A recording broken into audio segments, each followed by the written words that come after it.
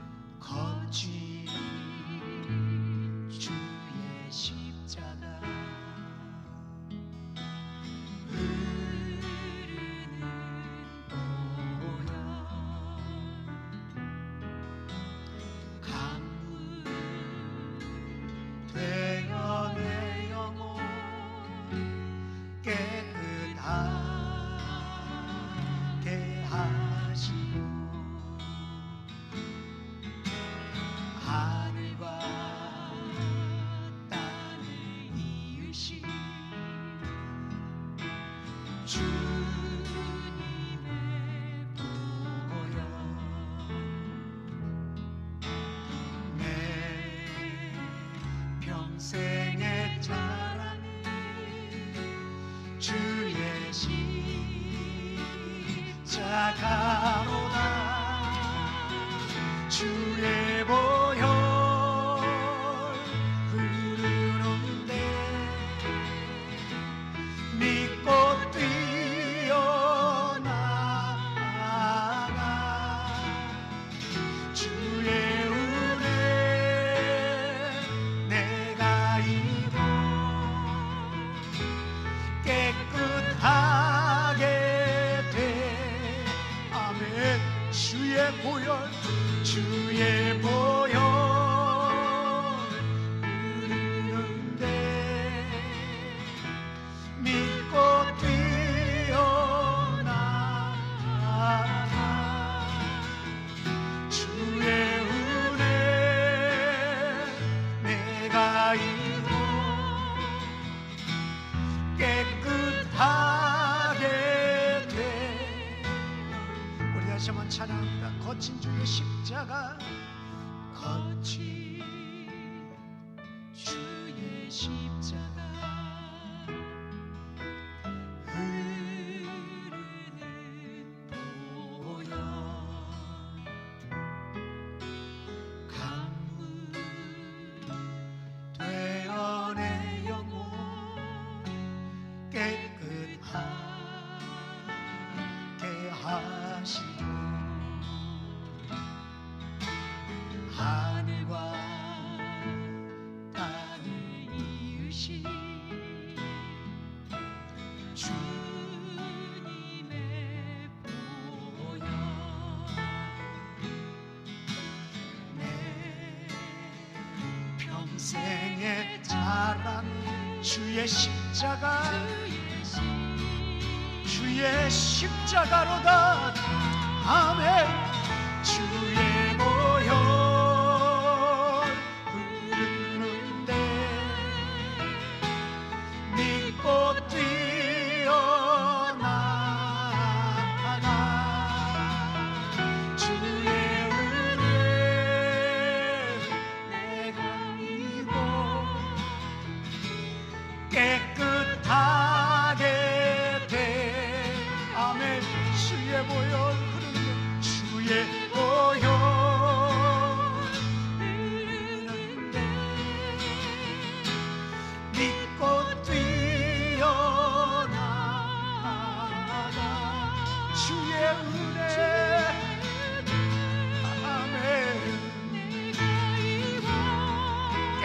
끝하게 되었네. 주의 보혈 능력이 또다. 주의 보혈 능력이 또다. 주의 피 믿으오. 주의 보혈 그 어린 양의 매우 귀중한 피로 주의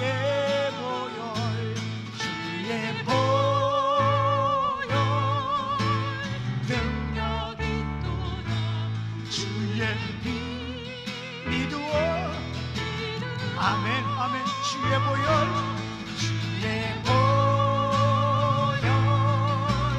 그 어린 양이 매우 귀중한. 우리 다시 한번 고백하십시다. 주님의 보혈을. 주의 보혈 능력이 또다. 주의 피 믿으오. 주의 보혈 그 어린 양의 매우 귀중한 피로다.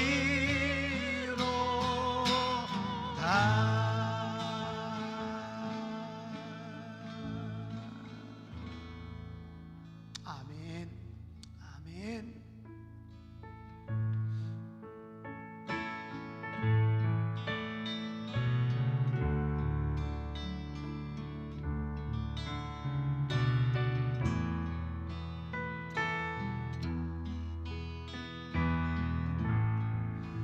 갈보리 산 위에 갈보리 산 위에 십자가 섰으니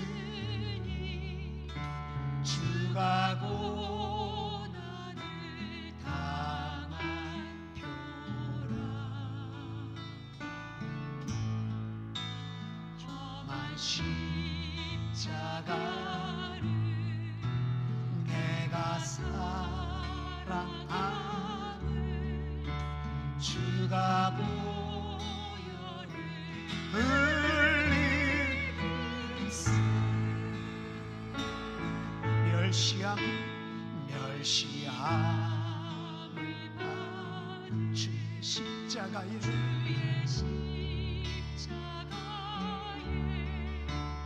나의 마음이 끌리도다. 귀한 어린 양이 영광 다 버리고 험한 십자가 험한 십자가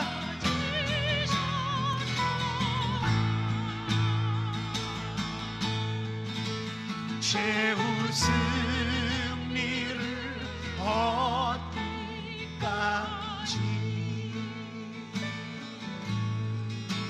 주의 십자가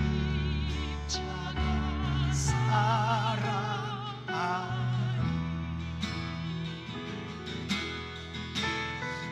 난 멸류관 받기까지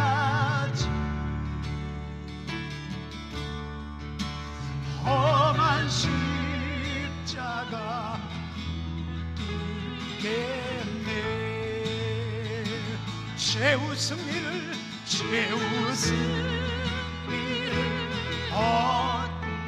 얻기까지 주의 십자가 사랑하리.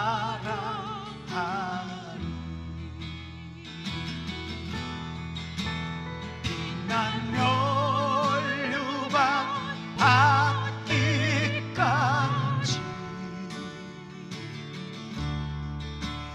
험한 십자가 붙들겠네.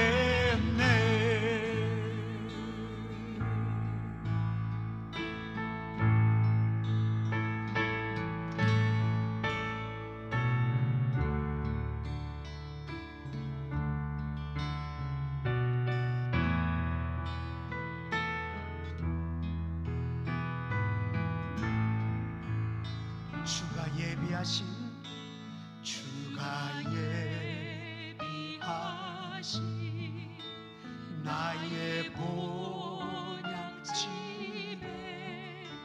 나를 부르시 그날까지 험한 십자가를 항상 달게 지고 내가 죽도록 충성하리. 아멘. 제 웃음을 어디까지 주의 십자가 사랑하리.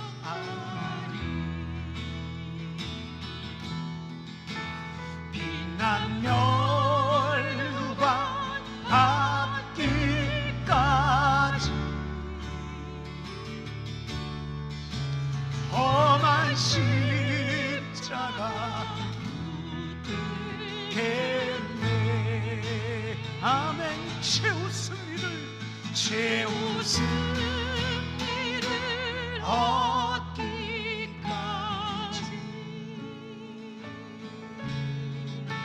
주의 십자가 사랑하리.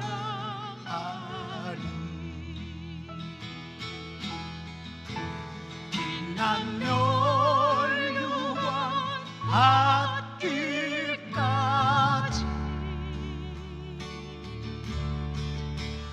험한 십자가 붙들겠네. 빛난 멸류관 닿기까지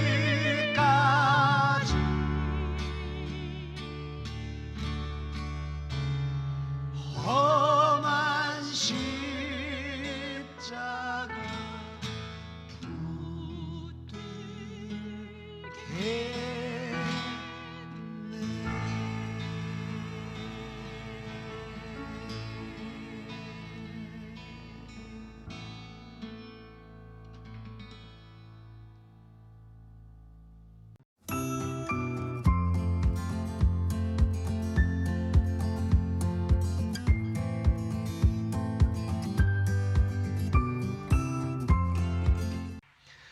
예, 오늘 귀한 분을 여러분께 소개해 드리기를 원합니다. 이분은요, 찬양 하면은 자다가도 벌떡 일어나시는 분입니다. 사이즈는 저처럼 이렇게 아주 작지만 탱크 같은 분이세요. 탱크라는 별명을 얻으신 분이십니다. 그리고 또 교회 보면 곳곳에, 우리 교회 곳곳에 손길이 안 간 곳이 없습니다. 그만큼 봉사 열심히 하고 계십니다. 날마다 하나님만을 사랑하고 하나님을 향하여 달려가는 우리 탱크의 믿음을 가진 김미령 집사님을 여러분께 소개합니다. 할렐루야. 집사님 어서 오세요. 안녕하세요. 반갑습니다. 반갑습니다. 아니, 지금 제가 방금 소개해드리기를 탱크 별명을 가지셨다 그랬잖아요. 뭐 집사님이나 저나 사이즈가 이런데 어떻게 그렇게 탱크라는 별명을 얻게 됐어요? 목사님, 사실 그 탱크라는 그 별명도 사실은 오래전의 일이네요. 오래전의 네. 일? 아주 오래전, 그러니까 우리 만나교회 초창기 그 당시에 이제 저는 성가대원으로 이렇게 섬기고 있었는데 예.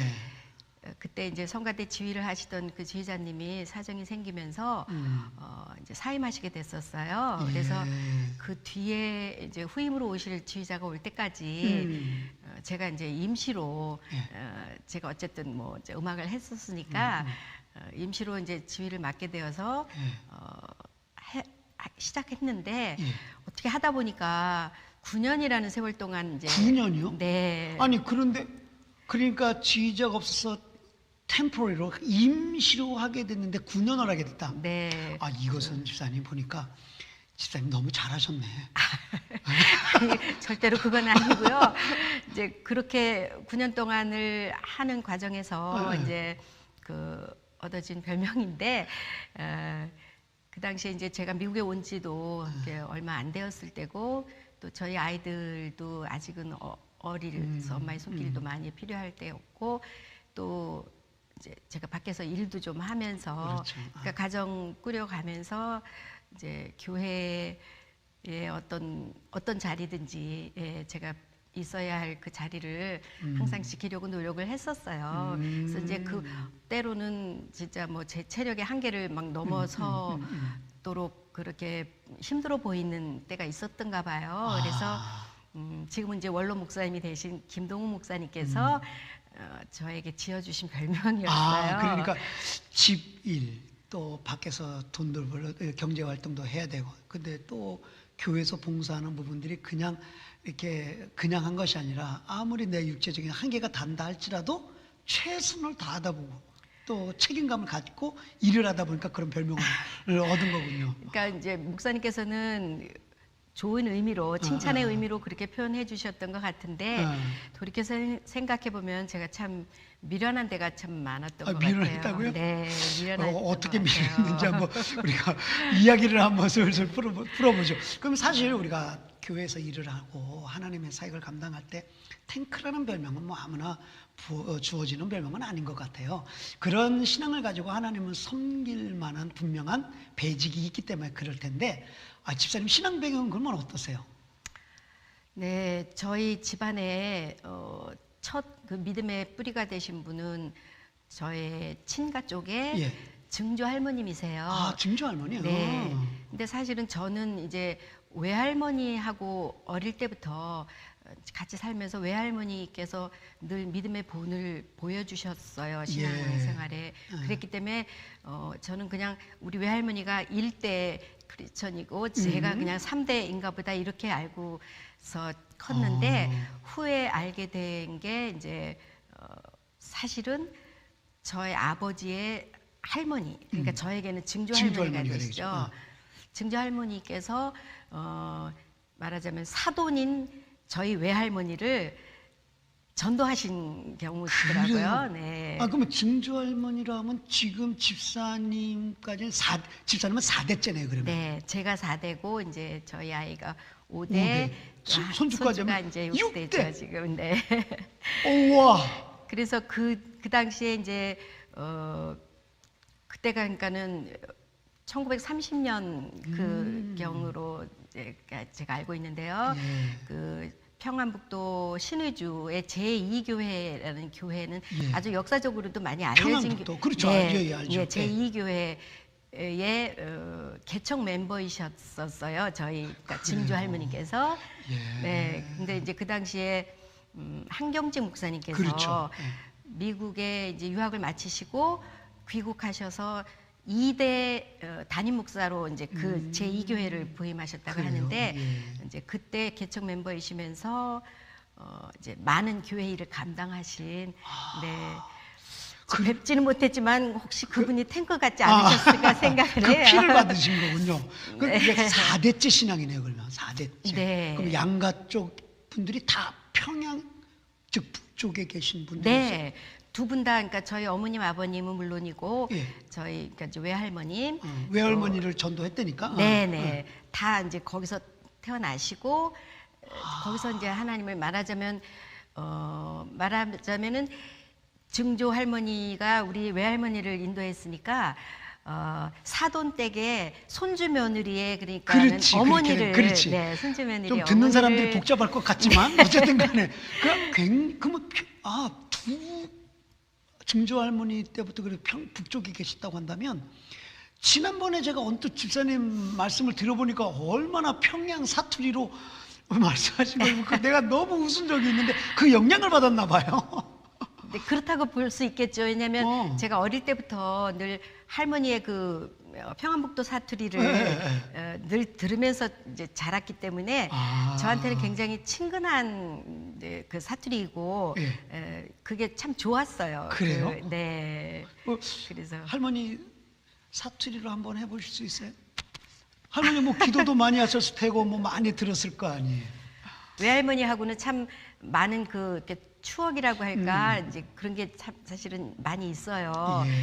왜냐면은 할머니가 이제 훗날 남한으로 이제 오시고 난 다음에 이제 저희랑 함께 사시면서 이제 저희를 키워주셨기 때문에 할머니랑 같이 방을 쓴 적이 있었어요. 예. 그래서 우리 할머니가 이제 이렇게 그 당시만 해도 정말 어린 제가 보기에 정말 너무나 신실하게 너무나 순수하시게 이렇게 하나님을 믿고 계셨기 때문에 밤마다 이제 이렇게 제가 잠들기 전에 늘 이제 엎드려서 기도하시던 모습을 제가 기억을 해요. 아, 예. 근데 이제 기도를 하실 때 이제 당신께서는 이렇게 속으로 기도를 하시는 거라고 하시는 건데 막 이렇게 하면서 그 기도를 날마다 그 사위인 그러니까 저희 아버지 이름을 불러가면서 이제 차례대로 다 하면서 기도하실 때 저는 이제 계속 다 들었죠 옆에서. 근데 할머니는 그게 속으로 하신 거예요. 그래서 날마다 똑같이 그렇게 기도를 하시길래 어느 날은 제가 조금 장난기가 발동을 해서 이제 할머니가 기도를 마치시길래 제가 할머니 나는 할머니가 뭐라고 기도하는지 다 알아 그랬어요. 그랬더니 할머니께서 이제 그 이북 사투리로 에미나이 내래 속으로 기도한 걸 내래 어떻게 안 해? 이제 그러시는 거예요. 그래서 내가 글쎄 아는 수가 있다니까 이제 그랬어요. 그랬더니 어디 그럼 한번 따로 해보라고 그러시는 거예요. 그래서 어떻게 했어요? 그래서 이제 제가 토시 하나도 안 틀리고 쭉 읊어댔죠. 이제 똑같이 할머니가 하시던 대로. 한번 해보세요. 그거는 뭐 생략하고요. 그랬더니 할머니가 너무 신기해하시면서 아니 내래 참 신통한 애긴 하다 야. 그거 내래 속으로 한 거를 어떻게 그렇게 안 해? 네. 그렇게 말씀을 하셨어요. 평양 사람이 와서 말씀하신 줄 알았어요. 그만큼 할머니의 신앙의 영향력은 집사님에게 있어서는 절대적이었겠네요. 물론 집사님의 어머니, 아버지도 마찬가지였겠고. 네, 정말 저는 제 신앙의 그 뿌리는 할머님이라고 생각을 해요. 제 외할머니로부터. 왜냐면은 어머니는 늘 함께 사셨지만 어머니는 늘 이렇게 바깥 일을 하시고 좀 바쁘셨어요. 그런데 할머니가 이제 저희를 돌보시고 키워주시면서 늘 정말 그 신앙의 본을 참 많이 보이셨고 정말 그냥 너무나 순수하시게 그런 그 믿음으로 정말 90세의 그 하나님의 부르심을 받는 그 날까지 네 그때까지 정말 지금도 그 할머니의 모습이 참 눈에 선하고 제가 가장 보고 싶은 사람이고 할머니를 생각하면 정말 그 천사와 같은 그런 왜냐하면은 손대접하기를 워낙 좋아하셨고 이렇게 어려운 사람들 보면 그냥 못 지나치시고 늘 저희 집에는 사람이 늘 바글바글 그랬군요. 네 할머니의 그 성품이 그러셨고 그래서 저도 좀 그런 그 기질을 많이 이렇게 조금 이제 영향을 받은 거군요. 것 그러니까 같아요. 그런 신앙이 4대째, 그죠? 집사님의 4대째. 그리고 우리 자녀들 5대, 손주까지 6대가 그러는 너무 참 아름다운 그 신앙의 뿌리를 내리는 그런 것이 참 보여집니다. 그러면 어렸을 때부터 자연히 집사님은 뭐 교회 안에서 아예 그냥 교회 안에서 컸겠어요. 그렇죠. 예? 어릴 때 정말 교회에서 이제 뭐 성탄절 또는 뭐 행사 많잖아요. 그럴 그렇죠. 때 이제 그리고 이제 어릴 때 이제 좀 목청이 좀 트이고 어릴 때는 노래를 좀 잘했어요. 그래요, 예. 커선 잘 못하는데요.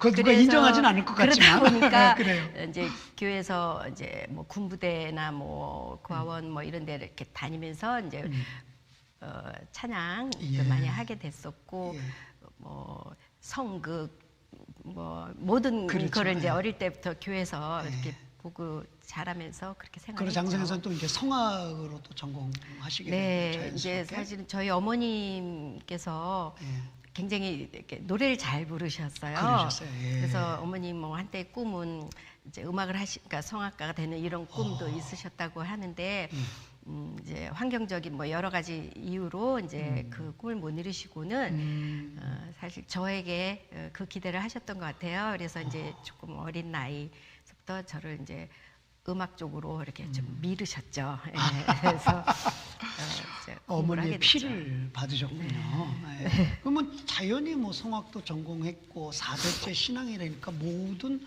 활동과 그것은 아무래도 천상 교회랑은 집사님 떨어질래야 떨어질 수 없는 그러한 일이었겠네요. 뭐 교사도 할 것이고 뭐 또 성가대 무슨 찬양팀 별거 다 했겠어요. 그렇죠. 예. 그러면은 그렇게 열심히 지내시면서 뭐 대부분 저희도 보니까 성악하시는 분들이 다 교회에서 지휘하고 봉사 다 하시더라고. 예. 그 집사님도 그렇게 이제 성악 전공하시면서 교회에서 지휘하시면서 이렇게 봉사를 하셨습니까? 그렇죠. 그러니까 결혼 전에는 그러니까 그 나이 때는 이제 뭐 공부하던 시절이었고 그냥 성가대원으로 봉사하고 교사로 이렇게 했지만 성가대 지휘는 이제 제가 결혼하고 나서 결혼하고 네. 나서. 네.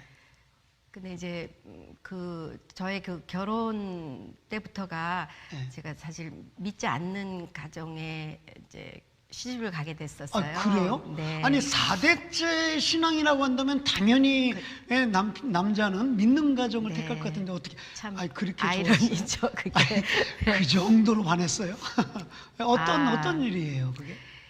네, 그러니까 뭐 그 당시에 이제 저는 이제 그야말로 그냥 크리스찬 그 문화 가정에서 자랐고 또 저희 집안에 그걸 볼 때는 또 저희 형제가 아들 넷에 저가 딸 하나 이렇게 외딸로 자랐어요. 그런데 또 저희 어머님은 무남동녀셨고 저희 외할머님도 무남동녀셨어요. 딸이 아주 귀중한 네, 대접받는 그래서 집안이에요. 3대째 이렇게 예, 딸이 예. 오히려 예, 더 대우받는 그 집에서 이제 크다 보니까 뭐 그렇게 컸다고 해서 다 그런 건 아니겠지만 제가 좀 철이 없고 세상 물정을 너무 모르고 그야말로 뭐 물질적인 면 이런 면에서 뭐 어떤 것도 이렇게 어려움 없이 이제 자라다 보니까 이제 어떤 그 세상적인 기준 뭐 이런 거를 그렇게 별로 생각을 안 했었어요. 그리고 그 당시만 해도 사실은 제 친구 또래들이나 이런 사람들은 결혼을 할 때면 참 많은 거를 따지고 뭐 조건도 생각하고 이렇게 하는데 저는 그냥 그런 생각은 정말 전혀 없었고 그냥 단지 그냥 좋았어요. 그 남자가 네. 좋았군요. 네, 그냥 예. 좋았고 그래서 그리고 또 이제 어찌 보면 그것도 참 나중에 생각했을 때는 참 그거 어처구니 없는 일이지만 제가 뭐였냐면은 내가 좋아서 결혼을 하는 사람이라면 당연히 결혼해서 그때까지는 하나님을 모르는 사람일다 교회를 안 다녔다 할지라도 뭐 저랑 당연히 교회 가게 되겠지. 그렇지, 내 말을 들을 거야. 네, 뭐 당연히 그냥 뭐 하나님 알게 되고 교회 다는 거 어떻게 보면 나는 오히려 한 집안을 구원시킬 그렇지. 수 있는 네 그런 찬스가 있다.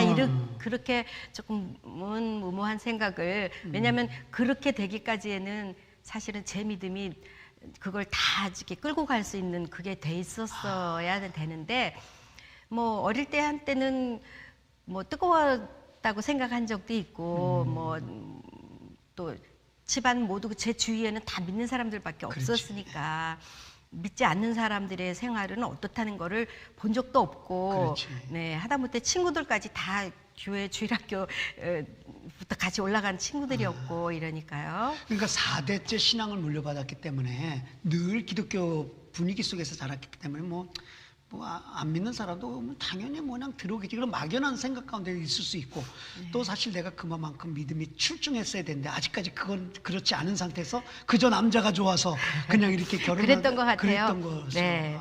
그러면 쉽지 않았겠어요. 막상 결혼해서 시집에 들어갔을 때는 쉽지 않았을 것 같아요. 그러면. 그랬죠. 왜냐하면 이제 결혼과 함께 저의 이제 제2의 인생이 펼쳐지는 거잖아요. 여자들이 그래요? 대부분 그렇듯이. 그런데 이제 너무 다른 환경에 그러니까 전혀 기독교적인 그 문화가 없는 집에 제가 이제 결혼을 했으니까 이제 그때도 이제 마음으로는 아 나는 어쨌든 이 집의 며느리가 됐으니까 이제 여기서 나의 뼈를 묻을 것이고 또 이 집의 문화에 내가 맞춰가고 물론 이제 그 마음 안에 늘 뭐 하나님 생각을 떠난 적은 없죠. 그리고 교회도 주일 예배는 갔죠. 왜냐하면 시집에서 그렇다고 저를 교회 못 가게 하거나 그러진 핍박한 않았는 일은 거죠. 전혀 없었기 때문에 그랬군요. 네, 그런 면에서는 이제 마음 놓고 교회를 다니긴 했지만 이제 그 전처럼 이제 그렇게 신앙생활을 잘 할 수는 없었죠. 그리고 무엇보다도 이제 그 집안에 그 이제 제사도 많이 있었고, 네 이제 저또 미신도 좀 많이 섬기고 그러니까 이제 그거에 제가 정말 그냥 제사 때 뭐 제사상에 그저 절만 안 했다 뿐이지 사실은 그 집안의 며느리로서 그 제사상에 올라갈 그 음식을 제 손으로 다, 그렇지, 다 만들어야지. 많이 뭐 이렇게 전도 붙이고 이렇게 해서 그 형님 댁으로 이렇게 가지고 가가지고 네 이제 그러니까 내가 절만 안 했다 뿐이지 시댁의 문화에 그냥 내가 동화가 됐다고 볼 수 있겠네요. 서서히 그렇게 그렇게, 되어가고 있었고 또 제 신앙이 그나마 힘을 잃어가고 있었죠. 그럼 그렇게 그럼에도 하면서. 불구하고 교회는 봉사하면서 그런 일들이 계속 그냥 이어져. 아 교회 봉사도 그때는 이제 결혼하고 난 뒤는 제가 이제 그 제가 살던 곳에 가까운데 정말 교회에 네. 지휘를 이제 지휘를 10년 동안 했었어요. 그런데 그렇게 10년을 지휘를 하면서도 딱 그 제가 지휘하는 그 낮 예배 11시 예배 그때만 그냥 참석해서 그 지휘만 하고 성가 연습시키고 집에 돌아오는 게 다였지 뭐 수요일이나 한국은 저녁 예배도 있잖아요. 그렇죠, 저녁 주일에 예배, 새벽 저녁 예배 한 많죠. 번을 안 가고 수요 예배 한 번을 안 가고 그렇게 하면서 서서히 이제 저는 신앙의 힘을 많이 잃었던 것 같아요. 그래요. 그로부터 오는 많은 갈등들이 많이 생겼겠어요. 그러면 아무리 내가 그 시집에 동화된다 할지라도 네. 4대 신앙은 이 뼛속에 있기 때문에 이게 네. 많은 생각을 했을 것 같고 갈등이 많았을 것 같아요. 네, 이제 그런 부분이 있었죠. 그리고 왜냐면은 이제 마음속에서는 늘 자꾸 제 합리화를 이렇게 조금 시키면서 왜냐면 지금은 내가 이렇게 할 수밖에 없어. 하지만 언젠가 하나님께서 이 집안에 이제 구원의 문을 열어주시면 모든 게 다 잘 될 거야. 또 나를 다 이해하게 될 거야. 왜냐면은 사실 아까도 잠깐 말씀드렸지만 제가 그 외딸로 자라면서 이렇게 별로 세상 물정 잘 모르고 어려움 없고 이러다 보니까 이렇게 좀 성격 자체는 되게 활달하고 거침없고 뭐 한때는 꿈도 많은 그런 이제 소녀 시절도 있었고 했지만 결혼과 함께 사실은 제 자존감이 거의 바닥을 치고 있었다고 네 봐야 될 것 같더라고요. 그러니까 겉으로는 이렇게 별로 크게 내색할 수 없었지만 이제 마음으로는 늘 그 하나님께 죄스러운 생각도 있고 그러면서도 어떻게 해주시겠지 어떻게 그러니까 간절하게 제가 이렇게 하나님께 엎드리지를 못했던 것 같아요. 그냥 막연하게만 네, 생각했군요. 너무 막연하게 그냥 잘 될 그래, 거야, 잘 어떻게 될 거야, 되겠지, 잘 어떻게 될 거야. 되겠지. 네, 그렇게만 남편이 조금 그래도 사랑하는 아내가 그렇게 갈등하고 있다는 걸 좀 알았을 수 있어요. 그건 잘 모르겠지만 좀 도움이 안 됐나요? 그래도 좀 남편이? 이제 그 당시에는 그 제가 또 이제 시어머님을 함께 모시고 이제 살면서 저만 교회를 다녔죠. 말하자면 어머님이나 남편은 이제 교회를 뭐 거의 그저 손에 꼽을 만큼 그 십수년 동안 한두 번 갔을까 말까 할 정도로 이제 나중엔 그렇게 됐고 그게 이제 막 너무 당연하게 막 흘러가면서 저는 저대로 그런 문제, 신앙적인 문제, 그 영적인 부분 뭐 이런 것도 그렇지만 또 이제 성격의 성격적인 차이, 또그 환경이 너무 틀린 데서 오는 그러니까 제가 이제 잘 적응하지 못하고 힘들어하고 또 그러면서 저희 이제 친정과의 남편과의 갈등도 있었고, 그러니까 여러 가지 좀 참 어려웠겠네요. 네, 어려움이 좀 있었어요. 예. 이제 가정이 일단 그래도 아무리 어려도 남편과 아이들과 이 가정이 참 사랑 안에 뭉쳐 있으면 하나가 된다고 한다면 잘 뚫고 나갈 텐데, 또 친정과의 갈등도 있고 막 이러다 보면 얽히설키 되는 네. 것처럼 아마 굉장히 혼란스러웠을 것 같아요. 네, 저는 거의 그냥 제정신으로 살질 않았던 것 같아요. 아. 그 무렵에 예. 그래서 그렇게 굉장히 힘든 위기에 있을 때 이제 미국을 오게 됐어요. 아, 그래요? 네. 이제 아. 그때도 그러니까는 제가 신앙적인 부분에서나 저의 어떤 그 가정적인 뭐 이런 모든 부분에 너무 이제 피폐한 삶을 살고 있을 때 이제 그때 하나님께서 저는 이제 그렇게 생각을 했어요. 아, 이제 미국으로 나를 이렇게 이제 옮겨 주셨다 하는 생각을 했어요. 예. 예, 그러면서 그때 이제 미국에 와서 이제 온 곳이 이제 처음 온 곳이 이제 우리 만나교회를 아, 이제 그래요? 오게 됐었어요. 그러면은 미국에 와서는 좀 삶이 어떠셨나요? 일단 그래도 하나님이 나를 이렇게 좀 그래도 인도하시고 피하게 해주시는구나라는 생각으로 왔는데 이민 초에 좀 어땠나요, 삶은? 그 이제 미국에 와서는 이제 그때 미국에 올 때도 이제 상당히 많은 문제를 안고 있은 예. 상황이었죠, 제가.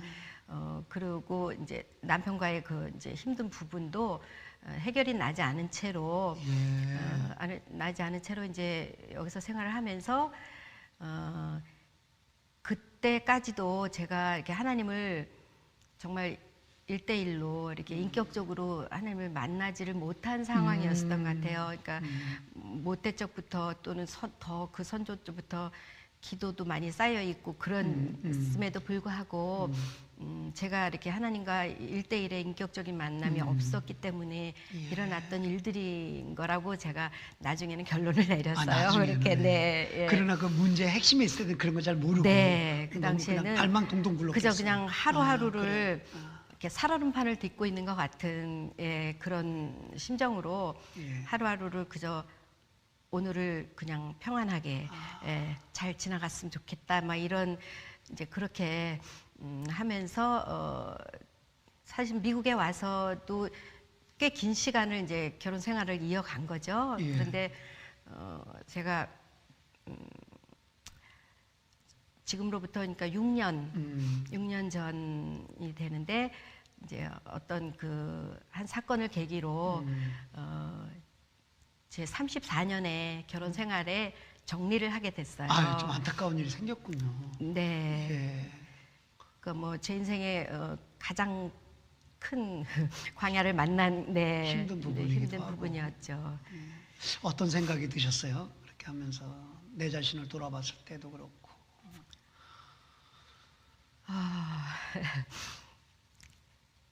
이제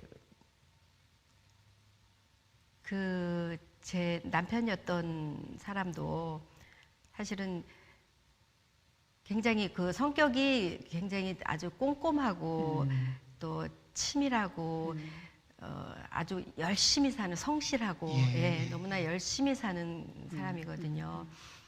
그런데 이제 제가 거기에 너무 못 미치고 또 저는 저대로 그 사람의 그런 거를 너무 숨막힌다고 생각하고 그걸 따라줄 생각이 별로 없었고, 그러니까 자꾸 서로 이렇게 화합하고 부부라는 게 이렇게 서로 대화를 하고 이렇게 해야 되는데 이제 그게 너무 안 됐었어요. 예. 그래서 그냥 그렇게 하다가 제가 이제 제 쪽에서 그러니까 더 많은 잘못과 실수를 했죠. 네. 왜냐면은 저는 늘 그때까지만 해도 제가 너무 힘들다, 내가 너무 어렵다, 내가 너무 억울하다, 막 그런 생각에 사로잡혀 있었지만 상대적으로 그쪽도 아마 저라는 사람이 그러니까 어찌 보면 너무 철이 없고 지혜도 없고 그러니까 많이 힘들었던 것 같아요. 집사님 참 이런 마음 아픈 이야기는 사실 우리가 하나님의 은혜가 아니고 나에게 그러한 치유의 하나님의 손길이 없었다고 한다면 솔직히 자신의 입으로 내놓지 못하거든요. 근데 집사님께서 정말 오픈 마인드를 해주시고 이렇게 먼저 말씀을 꺼낼 수 있다고 한다는 것은 그런 과정 속에서 분명히 하나님의 은혜가 있었겠구나 라는 그런 생각을 해봅니다. 그런 아픈 과정을 보내면서 내 인생을 분명히 또 집사님도 돌아봤을 거 아니에요? 그렇잖아요. 네, 그렇죠. 그랬을 때 어떤 생각이 드셨어요? 네, 제가 이렇게 이제 돌아보면서 좀 정리를 해보니까 제가 참 여러 면에서 지혜가 없고 정말 미련한 사람이었었던 것 같아요. 아까 처음에 우리가 이제 미련하다는 게 내가 좀 미련했다. 그러니까 스스로 나를 진단해 봤을 때 내 인생 그렇게 되는 것을 보면서 나를 진단해 봤을 때 좀 미련했다 그런 생각을 좀 드셨어요? 네. 아니, 어떤 면에서? 왜냐면 이렇게 한 3가지로 이렇게 정리를 해봤는데요. 첫째는 그 신앙적인 면에서 우선 그 신앙적인 면으로 봐도 제가 지금까지 말씀드린 것처럼 정말 선조로부터 이렇게 이어받은 그 신앙의 유산이라는 게 있는 사람이었잖아요. 네. 그랬음에도 불구하고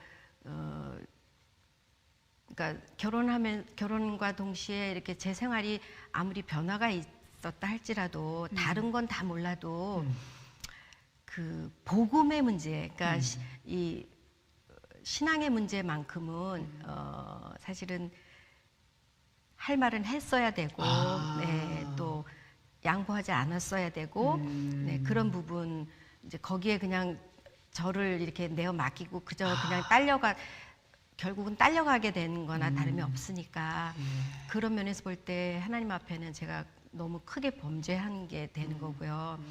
그 신앙적인 부분이 우선 가장 컸던 것 같고요. 그러니까 내가 4대의 신앙을 가졌는데 나의 그 정체성을 내 시집 안에서는 온전히 확실하게 드러내놓지 못했다. 그냥 내 시집이니까 내가 시집 왔으니까 그 가정 문화에 동화되는 그런 것에 나를 그냥 방치해둔 것? 그게 조금 지금 돌아보니까 그건 너무나 좀 내가 그래서 미련했구나 그런 생각. 그래서 두 번째는 어떤 면이에요? 그러면 두 번째는 이제 가정적인 면. 그러니까 이제 가정적인 면에서도 그러니까 제 나름대로는 늘 최선이라고 생각하고 그러니까 열심히 산다고는 했지만 열심히 산다고 바둥바둥하면서 살긴 했는데 이렇게 목적이나 목표가 이렇게 뚜렷하지 않았던 것 같아요. 그냥 별 생각 없이 너무 그냥 모든 것을 막 이렇게 좋은 게 좋은 거다 막 이렇게만 생각하고 그 가정 안에서 일어나는 이제 모든 일에서도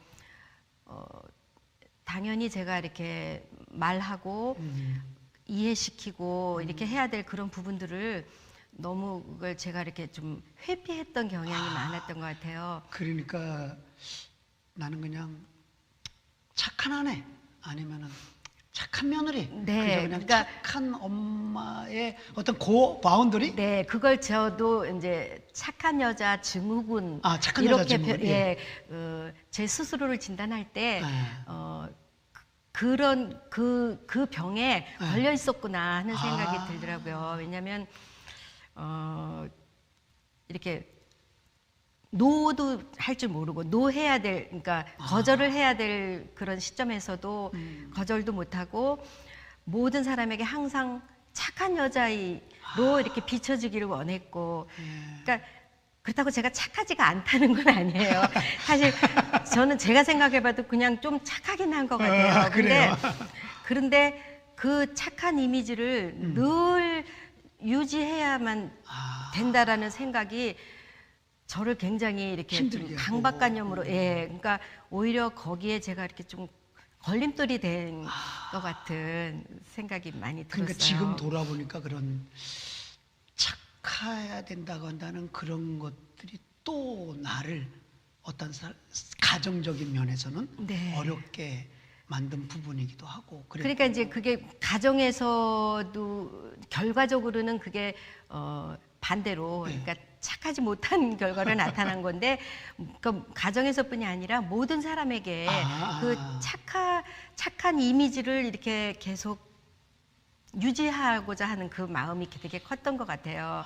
이제 그렇기 때문에 그게 가정에서도 결국은 어떻게 보면 피해로 돌아가게 되고, 제 자신에게도 그게 오히려 걸림돌이 된 그 경우가 아니었나 하는 사실 생각이 뭐 들어요.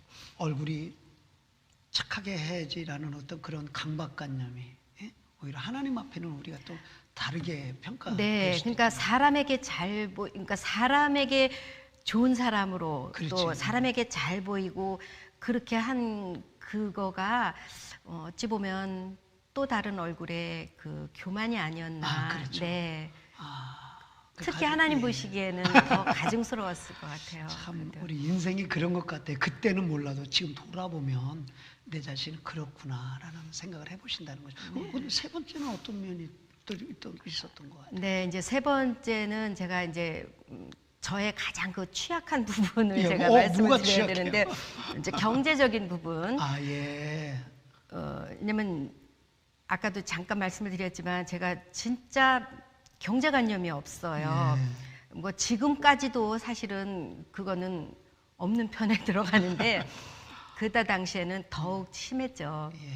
어느 정도 없길래? 경제관념이 없고 이제 그러다 보니까, 그리고 이제 남편과는 이미 처음에 그런 부분을 이렇게 트고 하나씩 해결해 나가면서 하지 못했기 때문에 제가 이제 비밀을 많이 갖게 되었죠. 저만 그러니까 누구에게도 말하지 못하는, 이제 남편에겐 물론이고 그 남편의 귀에 들어가지 않기 위해서는 다른 사람에게도 말을 제가 상의조차 할 수도 없었고, 계속 이제 저 혼자만의 그러면서 이제 남편 모르는 빚을 많이 제가 빚을 지게 되었어요. 어쨌든 그것을 내가 경제적인 네, 해결해야 되기 때문에 계속. 네, 예. 경제적인 부분, 이제 그것조차도 지금은 내가 이렇게 하면 하나님의 영광을 가릴 거야. 이런 게 알려지면 그런 생각으로 늘 그걸 미뤄왔어요. 그래서 어떻게든 그냥 내 혼자 힘으로 그걸 해결해 나가려고 이리저리 하여튼 돌리면서 그 경제적인 부분을 이제 그렇게 해나가고 있었어요. 집사님 얼마나 힘들었겠어요. 왜냐하면 그런 경제적인 어려움이 있을 때는 내가 사실 남편에게 툭 터놓고 이야기해버리면 그건 뭐 사실 또 길이 생기는 거고, 또 가까운 주위 분들에게도 솔직히 내가 그렇다고 한다면 길들이 많이 열리는데, 그런 걸 하지 못하니까 혼자 속으로 꿍꿍꿍꿍 앓면서 내가 해결하려다 보니까 얼마나 마음이 졸이고 또 다른 일들을 계속 만들어야 되는 악순환이 됐군요. 네, 그러다 보니까 이제 제가 그야말로 잘하기 위해서 했던 그런 부분들이 본의 아니게 이제 제 주변 사람들에게 또 심지어는 이제 우리 교우들에게조차도 그래요. 예, 제가 상당한 피해를 입히게 됐고, 근데 이제 참 그래도 감사한 것이 지금은 이제 물론 몇 년의 시간이 흐른 상태이지만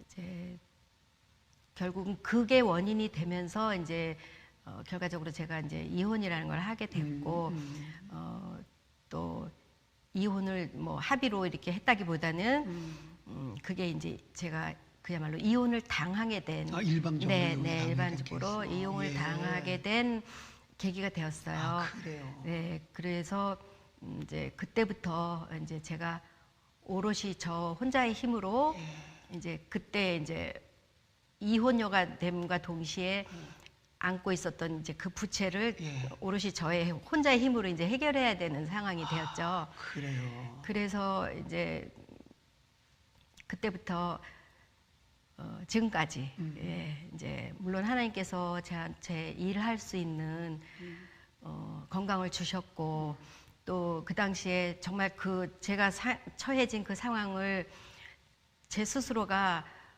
어떻게 뭐 핸들이 안 정신을 되는 거죠. 차리지도 못하는 그렇죠. 그런 상황에서 그냥 바로 그냥 이제 다시 일을 시작하면서 이제 지금까지 이제 숨가쁘게 이제 지내오고 있죠. 그런데 참 이 자리를 빌어서 제가 이제 특히 우리 교우님들께 너무 죄송한 마음과 또 감사의 마음을 전달하고 싶어요.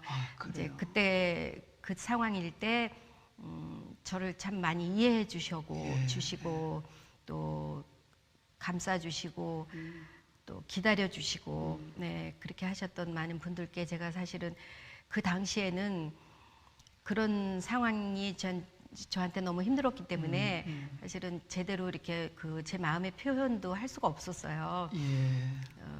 그리고 어쨌든 열심히 살면서 이제 입은 은혜를 갚고 싶다 이제 그런 마음으로 지금까지 이제 지내오고 있어요. 집사님 이게 말씀을 듣고 보니까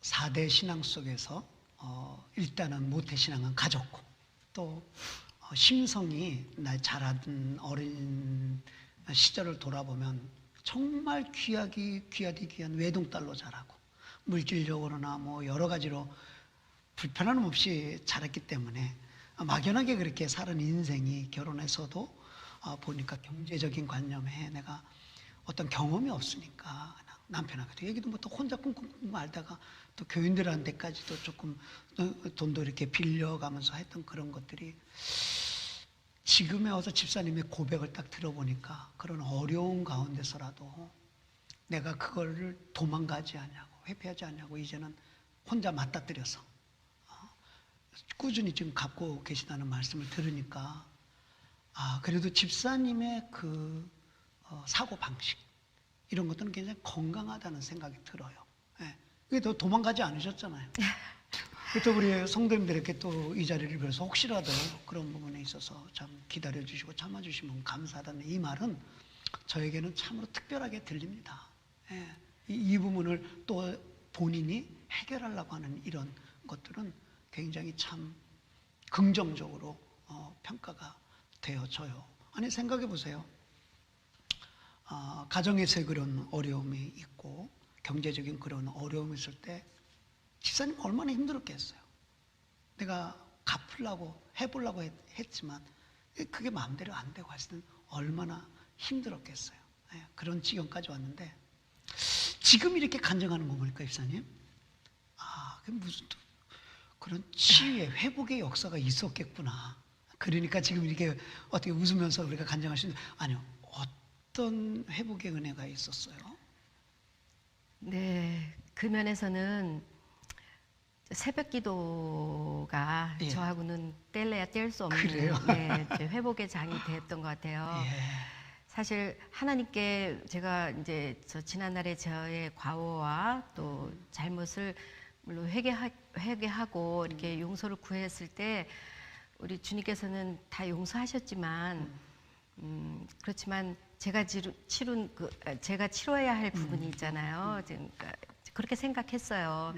왜냐하면 하나님께서는 그 죄를 미워하시기 때문에 그 용서하신 후에도 저로 하여금 이제 그 값을 치르게 하신다는 거는 제가 뭐 원래부터 알고 있었고 또 그게 마땅하다고 생각했기 때문에 이제 늘 새벽에 나와서 이제 교회에서 기도하면서 하나님께 간구했죠. 제가 이제 앞으로 살아나가야 되는 이제 그런 방향도 그렇고 다 하나님께서 제가 이렇게 이제 새벽에 엎드려서 많이 울고 이제 찬양하고 그러는 가운데 어느 날 하나님께서 이렇게 저에게 그런 마음을 주셨어요. 어떤 일이 있었어요? 그러니까 찬양을 정말 그러니까 저는 이제 새벽에 지금도 마찬가지지만 지금도 새벽에 이렇게 부르는 그 찬양이 정말 하루를 저를 끌고 네. 가는 그런 찬양이 되어서 너무 힘이 있고 좋아요. 근데 이제 그때도 사실은 그렇게 어려움을 당할 때는 찬양을 하거나 기도를 할 힘도 사실은 잘 그렇죠. 너무 없고 어려우면. 찬양도 잘 안 되고 뭐 기도도 그렇고 막 그랬는데 그런 시절을 이렇게 보내고 있던 어느 날에 제가 이렇게 정말 그 찬양하는 가운데서 막 너무 마음에 평안함이 왔어요. 그래서 예. 너무 좋아서 제가 주님 진짜 너무 좋네요. 이렇게 하고 있는데 하나님께서 이제 그렇게 말씀을 하시더라고요. 예. 미령아, 이 찬양 이거 매일 나한테 들려주면 안 되겠니? 이제 그렇게 말씀을 하셨어요. 그래서 제가 매일 그러니까 물론 집에서도 뭐 흥얼흥얼 하고 찬양도 하고 뭐 틀어놓기도 하고 그렇게 듣기도 하고 하지만 그때 하나님께서 원하신 거는 저의 그 정말 그 고백이 담긴 진솔한 찬양을 굉장히 기뻐하셨던 것 같아요. 사실 그 전까지는 제가 찬양을 교회에서 이렇게 뭐 매주 하고 뭐 성가대에서도 하고 했지만 늘 마음에는 어떤 부분이 있었냐면은 그래도 제가 성악을 전공으로 한 그렇지. 사람이 이런 목 상태, 뭐 이런 정도의 실력을 가지고 내가 이렇게 남 앞에 서서 이렇게 하는 거, 뭐 이런 게 늘 이렇게 저를 굉장히 좀 힘들게 한 부분이었거든요. 예. 그랬는데 그날 이후로 그런 마음이 없어졌어요. 예. 그리고 하나님께서는 그냥 네가 뭐 잘 되어 있을 때 뭐 훌륭한 성악가의 모습으로 찬양할 때만 내가 받는 게 아니라 그렇죠. 지금 너의 그 모습 그대로를 기뻐하신다는 그 확신을 주셨을 때 네, 그때 정말 너무 기뻤고요. 하나님께서 그렇게 말씀하시는 것 같더라고요. 얘야 이제는 그만 애써라. 나는 너의 그 모습 그대로를 사랑하고 기뻐하는 거란다 하는 그 마음을 주셨을 때 그때부터는 뭐 쉽게 말해서 찬양을 하다가 뭐 좀 삑사리가 난들 이제는 정말 하나님께서 내 찬양을 그래도 기쁘게 그동안 받으셨었구나 하는 그 마음이 있고 나서부터는 제 마음이 참 많이 회복이 일어났던 것 같아요. 치유가 됐었고요. 미령아, 그 찬양 매일 나한테 들려주면 안 되겠니라고 하시는 마음속으로 들리는 하나님의 음성을 듣고 지금까지 새벽 제단을 지키며 눈이 오나 비가 오나 바람이 부나 하루의 시작을 찬양으로 이렇게 시작하시는데 그 결과로 인해서 요즘도 계속 하나님 앞에 새벽마다 찬양할 때 보면 우리가 찬양을 잘하고 못하고 그런 차원이 아니라 나를 드려지는 찬양, 나를 드리는 그런 찬양이 지금까지 되는 모습을 볼 때 얼마나 감사한지 몰라요. 집사님 또 목소리도 너무 좋고 너무 좋고 지금도 들으면 꼭 정말 저 천사 소리 같은 그런 목소리를 가지셨어요. 아니 그건 목사님이 그냥 팔이 안으로 굽는 그런 심정에서 하시는 얘기고 사실 이렇게 제가 나이도 이제 많이 들었고 또 이렇게 좀 한 몇 년 전부터 이렇게 천식이 생겨가지고 저를 좀 힘들게 하는 부분이 있거든요. 글쎄 말이야, 보면은 자꾸 기침도 많이 하시고 천식 때문에 많이 고생하시잖아요. 천식 때문에 이렇게 목이 많이 잠기고 이렇게 좀 목소리가 잘 안 나와요. 사실 그 성악하는 사람들이요, 천식이 있으면 그 성악은 끝난 거예요. 그 호흡이 돼야 뭐 소리를 내든지 말든지 하죠. 이제 그럼에도 불구하고 지금의 제가 드리는 이 찬양이 사실은 그 어느 때보다도 저는 그래요. 저는 너무 지금 드리는 찬양이 저는 아침에 이렇게 새벽에 나와서 찬양할 때 뭐 이렇게 강도를 전혀 조절을 안 해요. 그냥 제가 낼 수 있는 소리의 양만큼 하면서 그 두 곡을 그렇게 부르면요. 정말로 그 가사 안에서 제가 해야 될 그 기도와 또 나가서 생활할 때 해야 되는 모든 것들이 다 담겨 있기 때문에 아. 그 새벽에 드리는 찬양 정말 우리 성도님들한테도 권하고 싶어요. 그래요? 나와서 마음껏 찬양할 수 있는 거. 집에서 그렇게 못 하잖아요. 그렇죠. 예전에는 전공자였으니까 얼마나 똑같은 피치의 그 조절도 세고 여리고 한 그런 기술적인 면도 아주 나 잘하지 막 이렇게 얼마나 했겠어요. 근데 그 찬양보다 그때보다 지금은 천식이니까 사실 뭐 음도 끌지도 못하고 기침 나는데 뭐 어떻게 뭐 그렇다 할지라도 지금 내가 진심으로 올려주는 찬양이 정말 하나님께서 기뻐하시겠다는 것은 그건 정말 정확한 것 같아요. 네. 감사합니다. 저는 뭐 집사님 뭐 지금도 찬양할 때마다 참 은혜를 많이 받아요. 뭐 잘하고 못하고는 둘째예요, 저는. 근데 그 속에 집사님의 찬양 속에 숨겨져 있는 그 마음, 심령이 전달돼서 그런지 몰라도 참 찬양을 들을 때마다 참 은혜가 되고 감사합니다. 그러면 그렇게 어려운 생활 가운데 나를 일으켜주고 회복시켜준 것이 새벽 기도와 또 찬양과 하나님의 말씀이라 이렇게 말씀하시는데 뭐 집사님이 뭐 워낙 많은 곡을 좋아하시겠지만 특별히 좋아하시는 찬양이 있으세요? 네, 찬양은 제가 우리가 부르는 그 찬송가에서는 네. 주 예수보다 더 귀한 것은 없네. 이 찬양을 평생 좋아했어요. 그래요? 네, 그리고 또 시편 23편의 그 말씀이 말씀 네, 제 어떤 그 인생의 말씀이라고 할까요? 그래요? 네, 그러면서 찬양도 그 시편 23편을 그렇죠. 가사로 쓴 그런 뭐 여호와는 나의 목자시니 그렇죠. 뭐 이런 찬양 그런 찬양들을 좋아하고 말씀도 이 시편 23편은 워낙 유명한 곡이기 때문에 버전도 굉장히 많아요. 뭐 그 사람들마다 다 편곡을 달리하면서 그렇게 해도 풍성한 은혜가 있는 게 시편 23편 말씀인 것 같아요. 근데 그 말씀이 집사님의 인생의 말씀이고 찬양은 또 주에서보다 더 귀한 것은 없네. 나의 그 가장 좋아하는 찬양이고 그렇군요. 정말 왜냐하면 여호와 하나님은 저에게 늘 부족함이 없으셨거든요. 늘 넘치도록 허락하셨기 때문에 부족함이 없다는 그 고백이 그 말씀이 너무 그래서 좋아요. 그러니까 여호와는 나의 목자시니 내게 부족함이 없으리로다. 야, 이거 아까 참 집사님 시작할 때 집사님 그 할머니 증조 할머니부터 다 양가 쪽이 다 북한 분이라고 이북분이라고 했잖아요. 아까 사투리 하시는 거 보니까 평양 말씀 쓰시는 거 보니까 이거 굉장히 저는 깜짝 놀랐어요. 진짜 평양 사람 같아요. 혹시 이런 버전도 가능합니까? 성경 구절로 뭐 이렇게 하는 것도 가능해요? 네. 그 시편 23편은 특히 우리 교우들은 아마 제가 이렇게 뭐 그 경상도 버전, 뭐 전라도 버전 이렇게 하는 걸 좀 들으신 분들이 있으실 거예요. 아니 팔도 버전으로 다 돼? 뭐 팔도까지는 아니어도 몇 군데는 그러면은 이렇게 암송을 했어요. 한번 이 자리에서 잠깐 맛보기로 해볼까요? 네. 좋습니다. 그러면 자, 전 또 시키면 또 합니다. 그래요. 좋아요.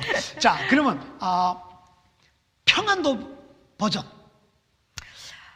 여호와래 내 목자인데 내래 모이 부족하간 거저 시퍼런 풀밭에 쉬라디란나. 목마르면 거저 물가로 데려가라딜 않나. 야, 근데 모이 부족하간. 오케이, 그럼 길게 안 가서? 전라도 버전. 전라도. 아따 여호와가 시방 나의 목자신데 나가 부족한 것이 있거냐. 그분이 나를 저 풀어부른 초장으로 뉘어불고 내 뻗친 다리 좁게 쉬어보려고 물가시로 인도해보네. 음에 칭한 거 짜스까이. 오케이, 그러면 자, 경상도 버전. 야훼는 내 목장기라 그라이끼네 내마 무서울 게 없대. 그분이 나를 저 푸른 풀밭에 내 디비지고 저 써난 또랑가로 낼로 잡아 땡기신대. 야. 우야노. 야, 이거 팔도 버전으로 다 하다 보면 너무 재밌을 것 같네요. 사실 인생에 굴곡 없는 사람이 누가 있겠습니까? 근데 그런 굴곡을 우리는 헤쳐나올 수 있는 참 길이 있으니 그것이 신앙이고 그것이 하나님이지 않습니까? 그만큼 우리가 또 기도로, 찬양으로, 말씀을 통해서 그런 아픔을 회복시켜 주시는 하나님의 은혜가 있기 때문에 오늘 우리가 이렇게 웃을 수 있는 거 아니에요. 네, 저는 집사님의 간증을 들으면서 이런 생각을 들어요. 우리가 몸에 상처가 나면 막 덧나잖아요. 그 치료 안 하면 썩잖아요. 네. 생명의 위험까지 오잖아요. 누구는 다 그런 상처는 있어요. 근데 그게 딱 상처가 아물고 나면 살이 깨끗한 게 아니라 흔적이 남아요. 흔적이. 근데 그 흔적 때문에 죽진 않아요. 상처는 났기 때문에 깨끗하게 됐지만 그는 흔적은 남는 거라고. 바로 그것이 우리 신앙인 것 같아요. 왜냐하면 집사님 아픈 거하고 또 뭐 가정적인 문제든 그게 경제적인 문제든 그게 신앙적인 문제든 모든 아픈 것들이 상처가 있었지만 이미 하나님의 은혜로 싹 상처가 났잖아요. 그런데 남는 건 흔적이라고. 근데 그 흔적은요, 흔적 때문에 우리가 죽진 않아. 근데 그 흔적을 볼 때마다 우리는 교훈을 삼을 수 있어요. 그게 아까 집사님이 얘기해보면 내가 내 인생을 뒤돌아봤을 때 내가 너무 좀 미련하지 않았는가, 너무 막연한 신앙으로 살지 않았는가. 근데 그 흔적을 볼 때마다 나를 돌아보게 되고 내가 이제는 정말 똑바로 살아야 되겠구나, 그런 생각을 하게 되니까 그 흔적은 우리의 어떤 수치가 아니라 오히려 감사의 흔적이 될 수도 있죠. 네. 그 집사님 그 간증을 이렇게 감사하게 들으면서 사실 이제 우리가 이렇게 집사님도 아까도 말씀하신 게 나이가 얼마 근데 나이를 집사님 참 집에서 이슬만 드시고 사시는지 나이를 가늠하지 못할 정도로 손주까지 이렇게 여러 명 이렇게 두셨는데 이 나이가 되면 자식들 이야기, 손주 이야기가 빠지면 꼭 얘기를 안 한 것 같아. 그렇잖아요. 카드 낼까요? 카드 한번 돈 준비하셨어요? 네. 한번 이 아이들 한번 하고 손주들 얘기 잠깐 해주시죠. 네, 저는 그 딸을 둘을 두었어요. 그래서 큰 아이는 지금은 벌써 이제 10년 전에 캔자스시티로 이주를 해서 거기에서 캔자스시티에서 그 하나님께서 그 아이들에게 그러한 그 마음을 주셔서 캔자스시티의 그 아이합 사역, 귀한 사역이죠. 네, 거기에 가서 거기서 이제 섬기면서 뭐 통역도 하고 저희 딸 경우에 이제 뭐 통역도 하고 뭐 음악 그러니까 반주도 하고 찬양도 하고 그렇게 하면서 사실 그 아이들도 다 여기서 있을 때는 다 뭐 전문직 그러니까 자기 좋은 직장 이렇게 사위도 그렇고 그렇게 했었지만 내려놓고 이제 그쪽으로 가서 거기서 이제 아이 셋을 낳았어요. 손주가 셋이에요. 네, 딸 둘에 셋째로 아들을 낳아서 3명을 지금 키우면서 이제 그 지역이 이제 목사님도 잘 아시겠지만 조금 험한 지역이잖아요. 그러니까 세상 교육에 이렇게 아이들을 내어 맡기니까 조금 힘든 부분이 있으니까 이제 거기서 이제 홈스쿨링 하면서 홈스쿨링 하면서 새 아이 교육하면서 지금 정말 하루 24시간이 부족할 만큼 열심히 살면서 하나님께 헌신하고 사역을 감당하고 있고요. 또 둘째 딸은 이제 지금 저하고 같이 여기 살면서? 사는데 둘째 딸은 이제 변호사로 또 사위는 공인회계사로 이렇게 섬기면 이제 교회를 섬기면서 그 아이들도 정말 하나님이 기뻐하시는 일들을 잘 감당하고 익히 알고 있죠. 기뻐하면서 잘 감당하고 열심히 하고 있어서 저도 감사하게 생각하고 이제 거기에는 딸 하나 하엘이 있죠. 하엘이 정말 하엘이 하나. 우리가 중보기도 할 때 보면 권사님께서 그 하엘이를 데리고 오잖아요. 그러면 그 권사님들 따라서 기도하는 모습을 보면요, 제가요 정말 참 너무 이거 우리 교인들한테 보여주고 싶어요. 모든 사람한테 보여주고 싶어요. 그래서 제가 오죽하면 우리 하예리를 최연소 권사님이라고 했을까. 네? 얼마나 아이가 이쁘고 영악하고 똑똑하고. 지금 몇 살이죠, 하예리가? 지금 이제 이번 달에 3살이 세 살이죠. 되는데요. 어휘력이요. 네. 걔는 3살이 아니에요. 그때는 1살 반일 때죠. 지금 그쵸. 이제 우리가 예, 지금, 양로원 가고 교회 중보기도 오고 할 때는 1년 거의 반 그렇죠. 전이니까요. 사역을 같이 했잖아요. 저 양로원 사역도 그렇고.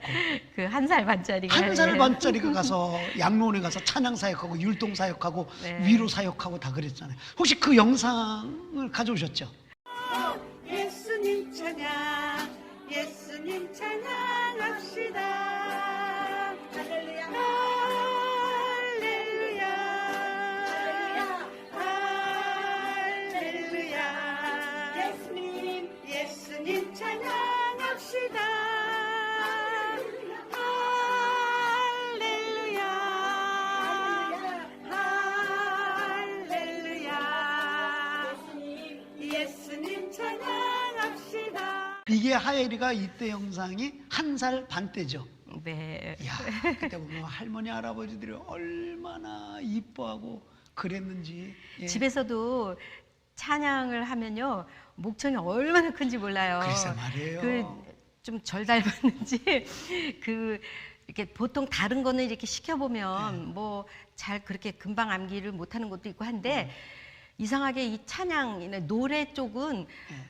한번 이렇게 불러주거나 자기가 듣거나 하면 아주 그냥 금방 다 외워버려요. 찬양 가사. 이 영상은 아마 1살 할 때니까 찬양 소리보다 애가 막 그 찬양 소리에 율동하고 막 그런 것이 제가 기억이 나기도 해요. 그리고 또 재밌었던 건 기도할 때예요. 네. 우리가 진짜 합심으로 막 기도하고 중보기도 하면 걔가요, 세상에 그 하이 차에 앉아가지고 주여 아버지 그 모습이 얼마나 이쁜지. 예. 어떤 면에서 6대 아닙니까, 그 하예리가. 네. 아마 그런 신앙이 그렇게 전수되는 게 아닌가 그런 생각을 해봅니다. 집사님 오늘 너무 감사해요.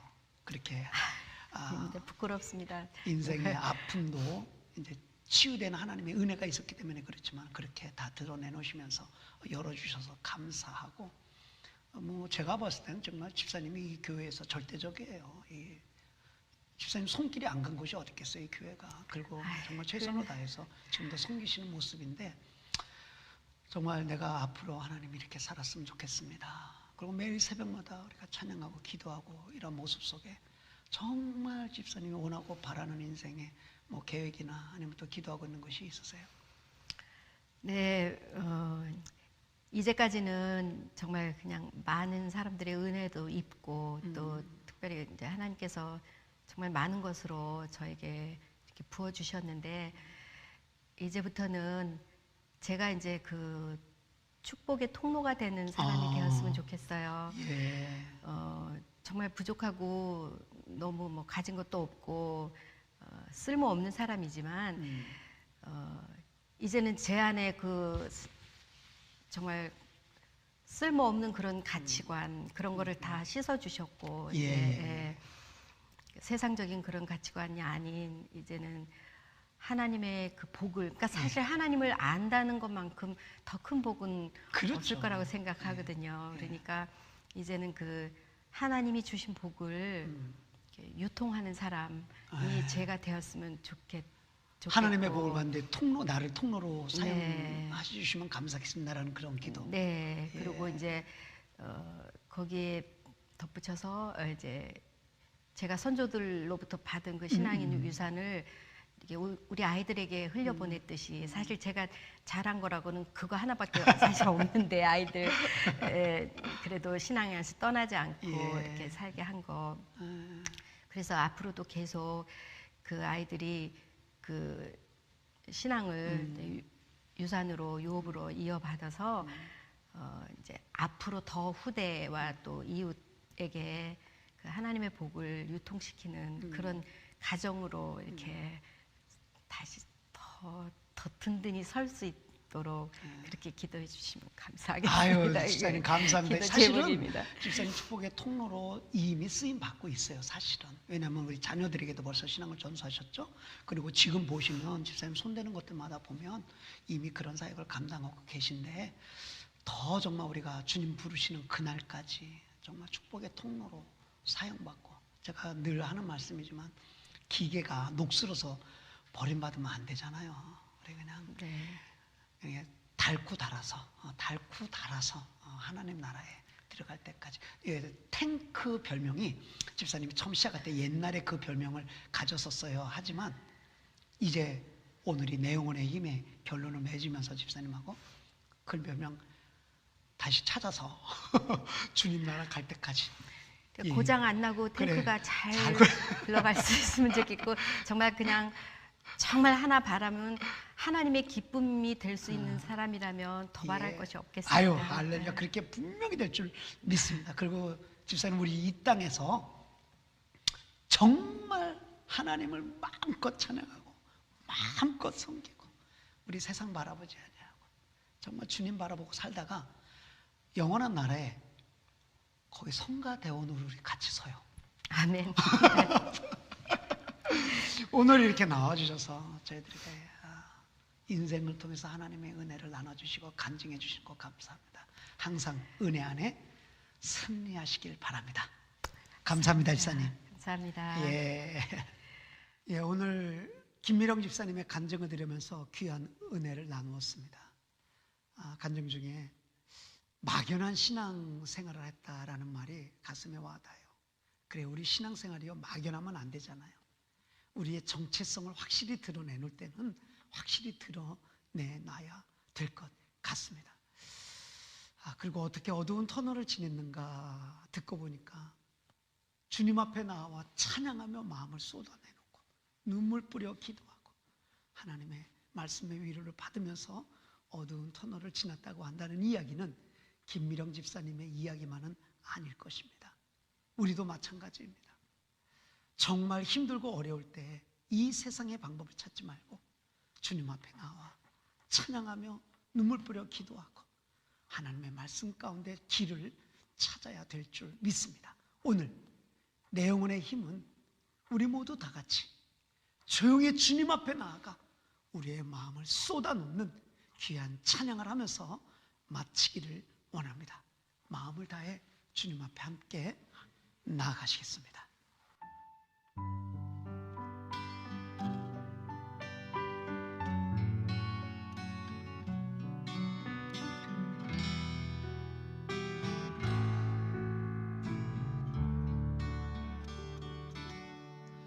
너 예수께 조용히 나가 내 모든 짐 내려놓고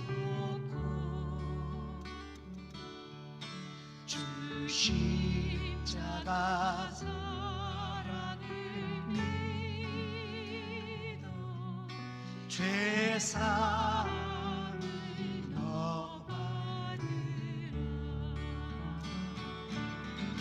주 예수께 조용히 나가 내 마음을 쏟아놓으라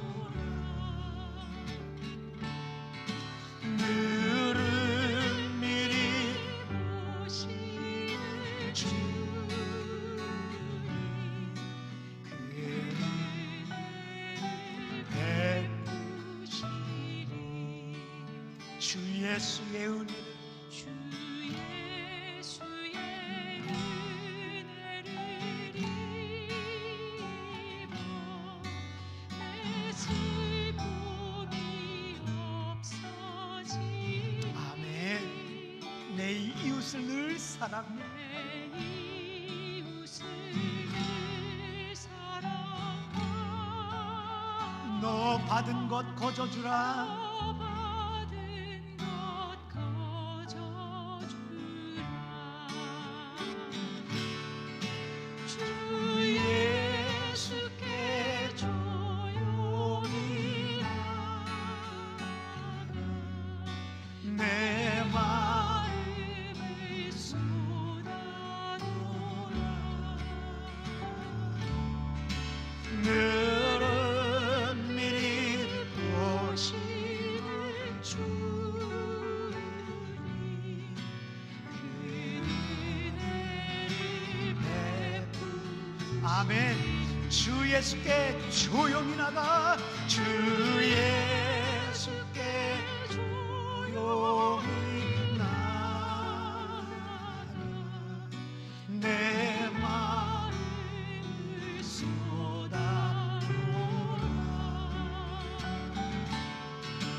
넌 미리 보시는 주님 그 은혜를 베푸시니.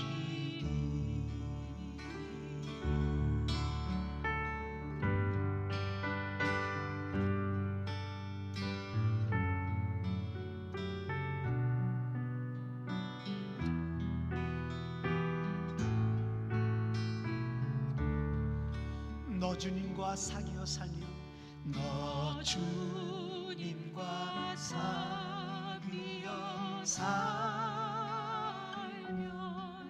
새 생명이 넘치리라.